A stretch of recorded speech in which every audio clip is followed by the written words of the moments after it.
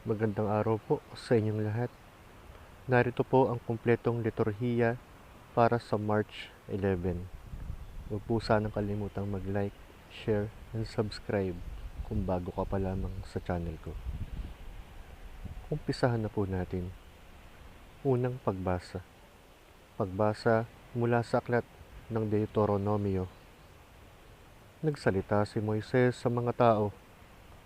Ngayon, mga Israelita, upang mabuhay kayo ng matagal at makarating sa lupaing ibinigay sa inyo ng Panginoon, unawain ninyong mabuti at sundin ang tuntuning itinuturo ko sa inyo.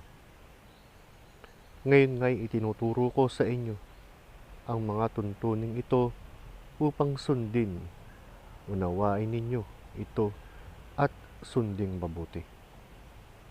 Sa gayon, makikita ng ibang bansa ang inyong karunungan at lawak ng pangunawa.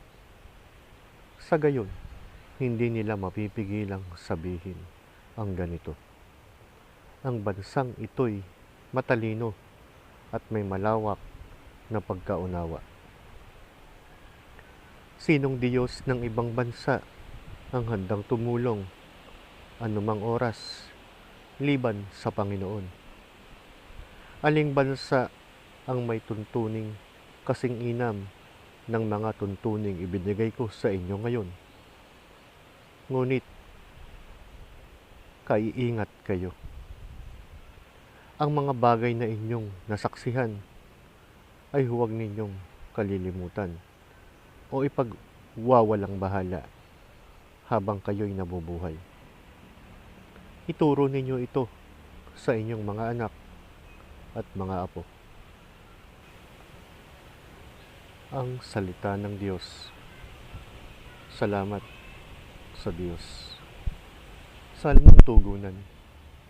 Purihin mo, Jerusalem, ang Panginoong butihin. Purihin mo, Jerusalem, purihin ang Panginoon. Purihin mo ang iyong Diyos, kayong mga taga-Siyon. Yaong mga pintuan mo ay siya ang nag-iingat. Ang lahat ng iyong lingkod ay siya ang nagbabasbas. Tugon, purihin mo, Jerusalem, ang Panginoong butihin. Ginagawang matahimik yaong mga hangganan mo. Bibigyan kang kasiyahan sa kaloob niyang trigo. Kung siya ay naguutos, agad itong natutupad. Dumarating sa daigdig na hindi na nagluluwat. Purihin mo, Jerusalem, ang Panginoong butihin. Kay Jacob niya ibinigay ang balita at pabilin. Ang tuntunit mga aral ibinigay sa Israel. Ang ganitong karapatan ay wala ang ibang bansa pagkat hindi nila batid ang utos na itinakda. Purihin ang Panginoon. Purihin mo, Jerusalem, ang Panginoong butihin. Ebanghelyo. Ang mabuting balita ng Panginoon ayon kay San Mateo. Noong panahong iyon, sinabi ni Jesus sa kanyang mga alagad, huwag ninyong akalaing naparito ako upang pawalang bisa ang kautusan at ang aral ng mga propeta. Naparito ako hindi upang pawalang bisa, kundi para ipaliwanag at ganapin ang mga iyon. Tandaan ninyo ito. Magwawakas ang langit at ang lupa. Ngunit ang kaliit-liitang bahagi ng kautusan ay di mawawalan ng bisa hanggat hindi nagaganap ang lahat. Kaya't sino mang magpawalang halaga kahit sa kaliit-liitang bahagi nito at magturo ng gayon sa mga tao ay ibibilang na pinakamababa sa kaharian ng Diyos. Ngunit ang gumaganap ng kautusan at nagtuturo na tuparin iyon ay ibibilang na dakila sa kaharian ng Diyos. Ang mabuting balita ng Panginoon. Pinupuri ka namin, Panginoong Hesukristo.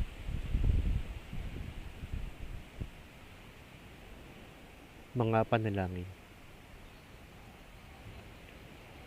Ama namin, sumasalangit ka, sambahin ang ngalan mo. Mapasa amin ang kaharian mo. Sundin ang loob mo dito sa lupa para na sa langit. Bigyan mo po kami ngayon ng aming kakanin sa araw-araw at patawarin mo kami sa aming mga sala para ng pagpapatawad namin sa nagkakasala sa amin at huwag mo kaming ipaintulot sa tukso at iadya mo kami sa lahat ng masama. Amen. Aba, Ginoong Maria, napupuno ka ng grasya. Ang Panginoong Diyos ay sumasa iyo. Bukod kang pinagpala sa babaeng lahat at pinagpala naman ang iyong anak na si Jesus. Santa Maria, Ina ng Diyos, ipanalangin mo kaming makasalanan ngayon at kung kami mamamatay. Amen. O Jesus ko, patawarin mo kami sa aming mga sala. Iligtas mo kami sa apoy ng impyerno. Dalhin mo sa langit ang mga kaluluwa, lalong-lalo na ang nangangailangan ng iyong awa. Luwalhati sa Ama at sa Anak at sa Espiritu Santo, kaparis ng unang-una, ngayon at magpakailanman, at magpasawalang hanggan.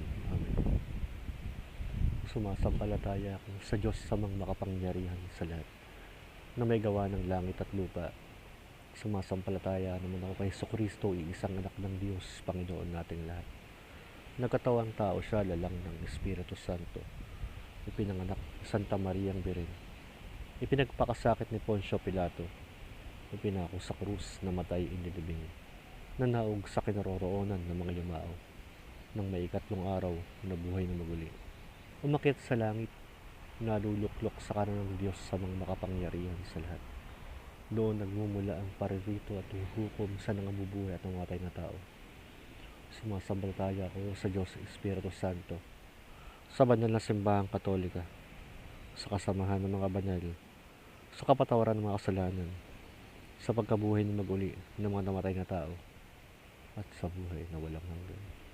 Amen. Sa ngalan ng Ama, ng Anak, at ng Espiritu Santo. Amen. God bless po sa inyong lahat.